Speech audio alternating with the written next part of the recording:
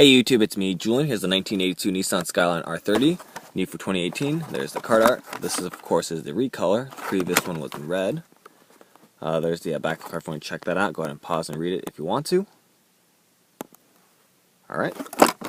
So like I said, the previous one was red. I think I like that one a bit more than this silver or gray one, but still pretty cool nonetheless. Excellent detailings for a basic mainline. You got the side tampos there. Rear tampos on this thing. See if it'll focus.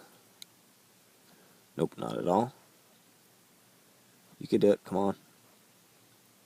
There we go. So there it is. Pretty good detailing on there. Same thing on the other side. I just gotta focus once again. There we go. Got the headlights built into the casting, so that'll always be detailed. It's very, very cool. Metal body, plastic base. Alright. So there you have it. Thanks for watching. Please check out my other videos and keep collecting.